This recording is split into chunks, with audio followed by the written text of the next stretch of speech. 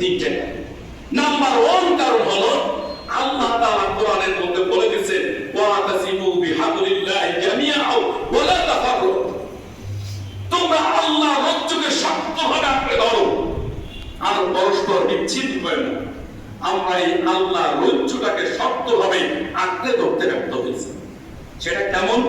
আল্লাহ নবী তার বিদায় হজের সময় বলে গিয়েছিলেন, আমি তোমাদের মাঝে দুইটা জিনিস রেখে গেলাম, কোরআন এবং সুন্নাহ রেখে গেলাম। তোমরা যদি এই দুইটা জিনিস শক্তভাবে আঁকড়ে ধরতে পারো তাহলে তোমাদেরকে কেউ পরাজয় করতে পারবে না, তোমাদেরকে কেউ বিভক্তি করতে পারবে না।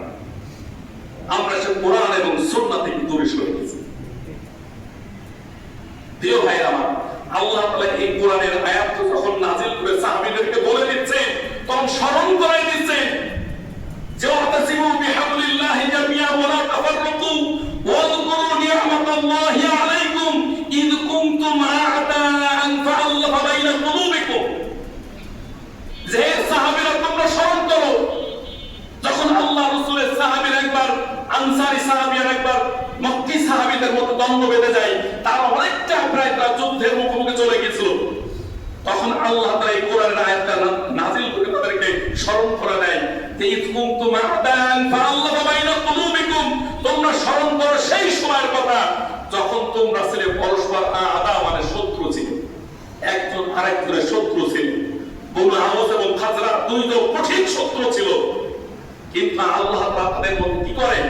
ফাআল্লাফা বাইনা কুলুবিকুম, আল্লাহ তোমাদের অন্তরের মধ্যে মহব্বত ভালোবাসা পয়দা করে দিয়েছে আমি আল্লাহ তাআলা। বলেন সুবহানাল্লাহ। যার বদৌলত আজকে তোমরা ভাই ভাই পরিণত হয়েছে। প্রিয় ভাই আমার, আজকে আমাদের মধ্যে সেই শত্রুতা এমন পর্যায়ে চলে গেছে যে আমরা সবাই শত্রু হয়ে গেছি, মুসলমানের শত্রু হয়ে গেছে। ওয়াকুনতু আলা শাফা হুফরাতিন মিনান নার, আল্লাহ তোমরা এতটাই শত্রু ছিলে যে তোমরা জাহান্নামের কিনারায় দাঁড়িয়েছিলে। তোমরা যে কোনো মুহূর্তে দ্বন্দ্ব ফাসাদ করে একজন আরেকজনকে হত্যা করে জাহান্নামে প্রেরণ করতে।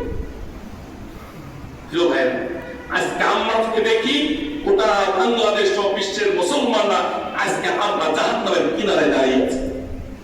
আজকে আমরা একজন ভাই আরেকজন ভাইকে তাগুত বলতে কার্পণ্য করে হত্যা করতে আমরা পিছিয়ে যাই না। আমরা হত্যা করে একজন ভাই আরেকজন ভাইকে জাহান্নামে পাঠাচ্ছি, মূলত নিজেরাই জাহান্নামে যাচ্ছে। মূল কারণ কি? কোরআন এবং সুন্নাহ আমরা ছেড়ে দিয়েছি।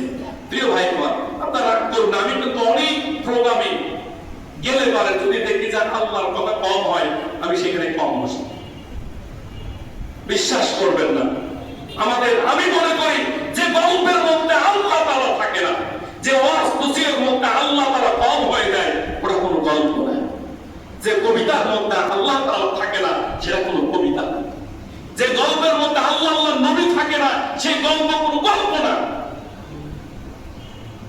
যে লেখনের মধ্যে আল্লাহ তার নবী থাকে না, সেটা লেখনী না। আজকে মুসলমান আমরা আল্লাহ এবং আল্লাহর নবীকে এইভাবে ভুলে গেছি যে আমরা ঘন্টার পর ঘন্টা ওয়াজ নসিহত করি, এই ওয়াজের মধ্যে আল্লাহ এবং আল্লাহর নবীর সিরাত কাহিনী তার মধ্যে থাকে না। বিভিন্ন গল্প কিচ্ছা দিয়ে দিনের পর দিন আমরা বিভিন্ন মানুষের গল্প কিচ্ছা দিয়ে ওয়াজ নসিহত করি, যার ফলে আমাদের মধ্যে হেদায়েত তৈরি হচ্ছে। আল্লাহর নবীর সাহাবীরা প্রত্যেকটা কদমে কদমে আল্লাহ তাআলাকে নিতা স্মরণ করতেন। যেমন আল্লাহ তাআলা কোরআনের মধ্যে বলে দিয়েছেন, ইন্নামাল মুমিনুনা আল্লাযীনা ইযা যুকিরাল্লাহ ওয়াজিলাত কুলুবুহুম ওয়া ইযা তুলিয়াত আলাইহিম আয়াতু যাদাতুহুম ঈমানা। তোমরা যখন আল্লাহকে স্মরণ করবে, মুমিনরা ইন্নামাল মুমিনুনা আল্লাযীনা ইযা যুকিরাল্লাহ, মুমিনরা যখন আল্লাহ তাআলাকে স্মরণ করবে, ওয়াজিলাত কুলুবুহুম, তার অন্তর কেঁপে উঠবে। তাহলে যে অন্তর আল্লাহ তাআলার জন্য কাঁপে না, ওই অন্তরের মধ্যে শত্রুতা তৈরি হয়। যে কলবের মধ্যে আল্লাহ তাআলার প্রেম ভালোবাসায় তৈরি হয়ে যায়, ওর কলবের মধ্যে প্রত্যেকটা জাতিসত্তার প্রত্যেকটা উম্মতের জন্য মহব্বত তৈরি হয়ে যায়। যার মধ্যে আল্লাহর প্রেম তৈরি হয়, ও একটা পিঁপড়া মারতে গেলে ভয় পায় যে পিঁপড়াটা আমার আল্লাহ সৃষ্টি করেছে, কেন আমি তাকে মহব্বত করতে পারি। যার মধ্যে আল্লাহর প্রেম তৈরি হবে, সে কখন একটা বিড়ালকে তার চোখের সামনে না খেয়ে রাখবে না, কারণ সে জানে ওই রিজিকের মালিক আমার আল্লাহ তাআলা, ওর খাওয়ানো মানে আমার আল্লাহর দায়িত্ব আমি পালন করছি। তার মধ্যে প্রত্যেকটা প্রাণের মহব্বত তৈরি হবে। আর যদি আল্লাহর প্রেম না থাকে তখন তার মধ্যে স্বার্থপরতা তৈরি হবে, সে শুধু নিজেকেই ইয়া নাফসি ইয়া নাফসি।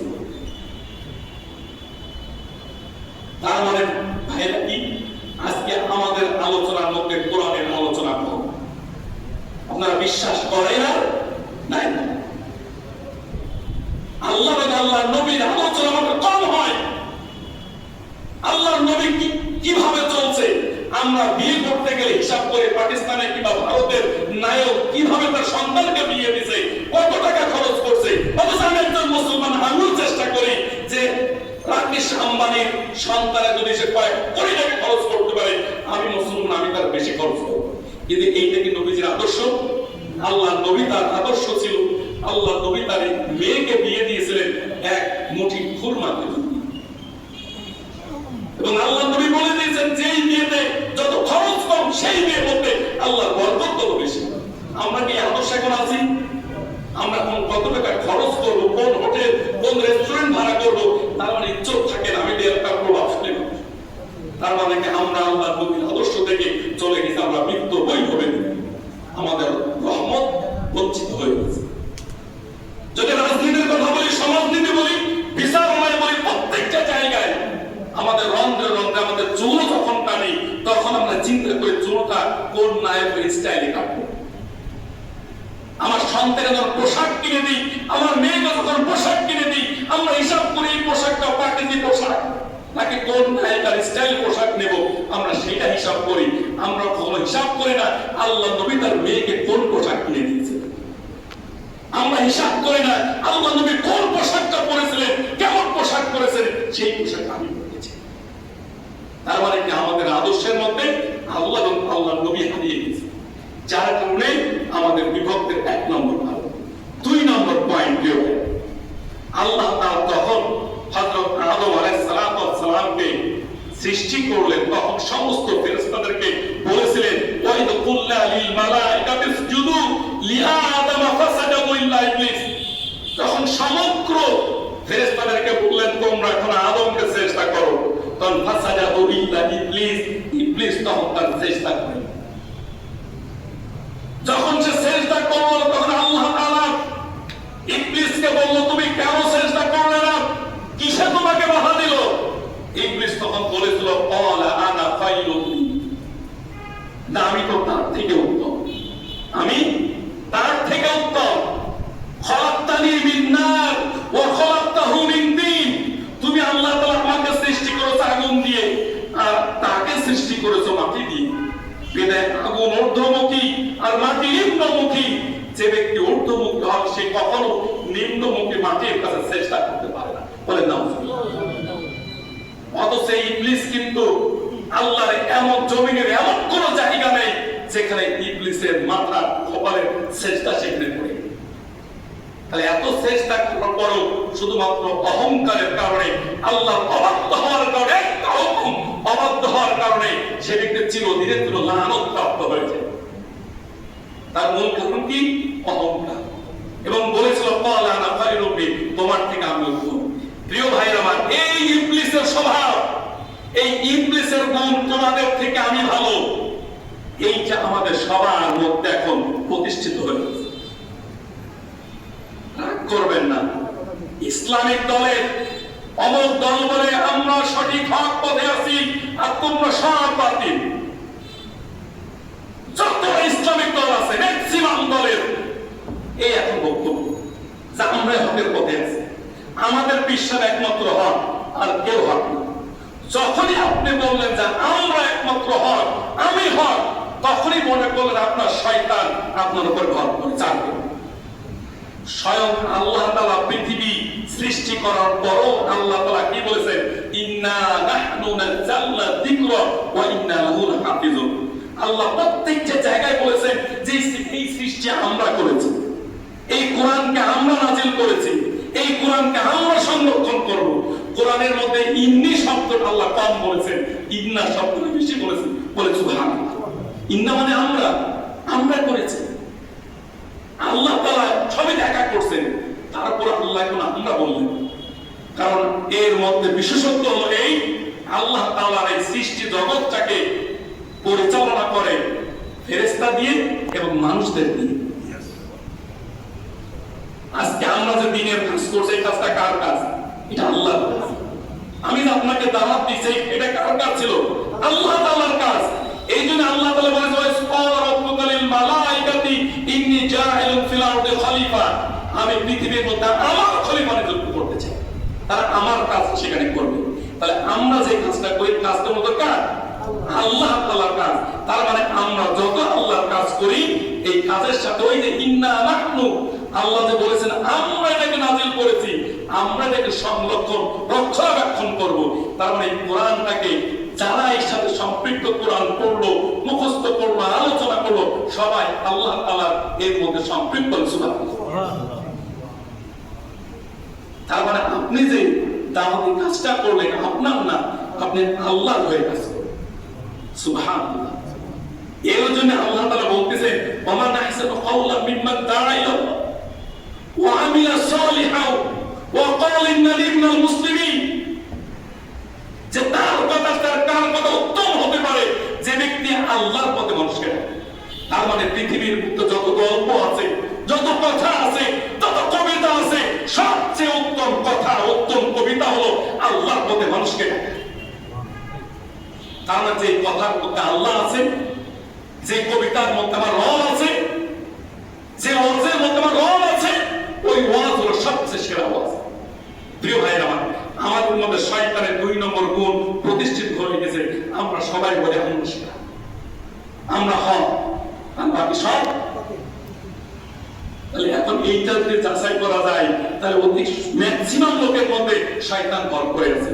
এইটা যতদিন পর্যন্ত আমরা ক্যান্সেল করতে না পারবো, ততদিন পর্যন্ত এই পুরা মুসলিম উম্মাহ কোনোদিন এক হতে পারবে না।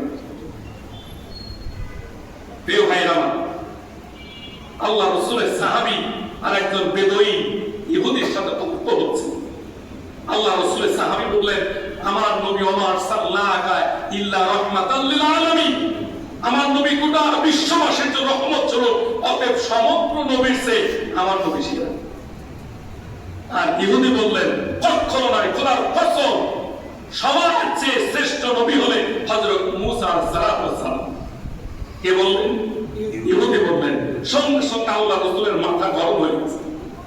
উনি ইহুদির মুখের উপর মারছেন। ইহুদি মারকে কাঁদতে কাঁদতে সোজা আল্লাহ রাসূলের কাছে, সে রাসূলুল্লাহ, আপনার সাহাবী আমাকে মেরেছে, তার বিচার আমি চাই। কেন মারছেন? সাহাবী চলে আসছে 2 জন। কেন মারছেন আপনি? তবে ইয়া রাসূলুল্লাহ, সেই ব্যক্তি তাওরাতে জিফার মানে রেফারেন্স দিয়ে তিনি বলেছেন, আপনার চেয়ে মূসা আলাইহিস সালাম শ্রেষ্ঠ নবী, এইটা আমি মেনে নিতে পারি। যার কারণে আমি সঙ্গে সঙ্গে প্রতিবাদ সত্তাকে আঘাত করেছি। আল্লাহ নবী তখন কি বলছিলেন জানেন? আল্লাহ নবী তখন বলেছেন, খবরদার, তোমরা মূসার উপর আমার শ্রেষ্ঠত্ব দিবা না, তোমরা ইব্রাহিমের উপর আমার শ্রেষ্ঠত্ব দিবা না, তোমরা ঈসার উপর আমার শ্রেষ্ঠত্ব দিবা না, বরঞ্চ প্রত্যেকটা নবী আল্লাহর কাছে সেরা। বলেন সুবহানাল্লাহ। সেইখানে আল্লাহ নবী বলতেন, ঠিকই করেছো তুমি, আমি তো সেরা নবী। তাহলে ইসলামের সৌন্দর্য ওখানে থাকতো। নমনীয়র মধ্যে কি হয়? শ্রেষ্ঠত্ব তৈরি হয়, অহংকারের মধ্যে শ্রেষ্ঠত্ব তৈরি হয়। যে ব্যক্তি বলে আমি ছোট, পৃথিবীতে সেই বড় হয়, কিন্তু যে বলে আমি বড়, ইবলিস যেমন বড় বলার কারণ অধপতন হয়ে গেছে। যে জাতি যে কম বলবে যে আমি বড়, ওই জাতি কোনোদিন শ্রেষ্ঠত্ব অর্জন করতে পারবে না। স্বয়ং এর উপর ভিত্তি করে আল্লাহ তাআলা কোরআনের আয়াত নাযিল করে দিয়েছেন। আয়াত নাযিল করে দিয়েছেন যে তোমরা কোনো নবীর উপরে নবীকে শ্রেষ্ঠত্ব দিবে না। লা ইউকাল্লিফুল্লাহু নাফসান ইল্লা আয়াতটা কি মনে হচ্ছে না? লা নুফাররিকু বাইনা আহাদিন মিনহুম, যে তোমরা একজন নবীর উপরে আরেকজন নবীর শ্রেষ্ঠত্ব দিবা না। আল্লাহর প্রত্যেকটা নবী সম্মান। প্রিয় ভাইরা, এখন আমরা যদি শ্রেষ্ঠত্ব নিয়ে মারামারি করতে যাই, আমাদের মধ্যে দ্বিধা বিভক্তিতে আমরা জর্জরিত হয়ে গেছি। এজন্য আসুন আমরা এখন থেকে বলি, আমরা ছোট ভালো হওয়ার জন্য চেষ্টা করছি। এই কথাটা আমরা বলি, আমরা ছোট তোমরা বলো, আমরা ভালো হওয়ার জন্য চেষ্টা করতে আমাদের জন্য দোয়া করো। সবাই যখন এই কথা বলা শুরু করবে তখন আমাদের মধ্যে ভালোবাসা ভ্রাতৃত্ব বন্ধনটা তৈরি হবে, ঠিক কিনা বলে? 3 নম্বর কারণ, 3 নম্বর কারণ কোরআনের মধ্যে আল্লাহ তাআলা সূরাতুল হুজুরাতের মধ্যে বলতেছেন, ইয়া আইয়ুহাল্লাযীনা আমানু লা ইয়াসখার কওমুম মিন কওমিন আসা আন ইয়াকুনু খায়রান মিনহুম ওয়া লা নিসাউম মিন নিসাইন আসা আন ইয়াকুননা খায়রান মিনহুম। আল্লাহ তাআলা বলেছেন, হে ঈমানদারগণ, ইয়া আইয়ুহাল্লাযীনা আমানু লা ইয়াসখার কওম, কোন কওমকে তোমরা নিচু মনে করো না, তুচ্ছ তাচ্ছিল্য করো না। হতে পারে তুমি যাদেরকে তুচ্ছ তাচ্ছিল্য করছো, যাদেরকে নিচু মনে করছো, ওরাই তোমাদের চেয়ে শ্রেষ্ঠ। কোন নারী যেন কোন নারীকে তুচ্ছ তাচ্ছিল্য না করে। যে নারী তুচ্ছ তাচ্ছিল্য করছে, হতে পারে ওই নারী তোমার চেয়ে শ্রেষ্ঠ। প্রিয় ভাই, এখানে তো কওমের কথা বলছে যে পুরুষদেরকে কেন, এর ব্যাখ্যা আছে, কেন এরা রিজাল না বলে আবার কওম বলবেন, রিজাল না বলে কওম বলেছেন, আর নারীদেরকে সরাসরি ইন্ডিকেট করে নারী বলেছেন, নিসা বলেছেন, কিন্তু আরেকজন পুরুষ বলেছেন। কারণ হলো, দেখবেন পুরুষের দ্বন্দ্ব কম হয়, কওমে দ্বন্দ্ব বেশি হয়। একজন পুরুষ মারামারি করতে গেলে সে একা থাকে না, তার সাথে তার গোষ্ঠী চলে আসে, তার দল চলে আসে, তার কওম চলে আসে। তার মানে পুরুষের মারামারি দ্বন্দ্বগুলা আর একা থাকে না, সেটা কওমে চলে যায়। এজন্য আল্লাহ সরাসরি কওমকে এটাকে নিষেধ করে দিয়েছে, যাতে তোমরা কোনো কওম, কোনো গোত্র সেখানে যে তোমরা এখানে আরেকজনকে তুচ্ছ তাচ্ছিল্য করবে। আল্লাহর মহত্ব অনেক বড় কঠিন বুঝি। প্রিয় ভাইরা আমার, তার মানে কি? অন্যকে ছোট মনে করা, অন্যকে নিচু মনে করা। প্রিয় ভাইরা আমার, আজকে দেখেন মুসলমানদের মধ্যেও এই বড় ছোট বিভক্তিটা তৈরি হয়ে গেছে। বড় ছোট বিভক্তি তৈরি হয়ে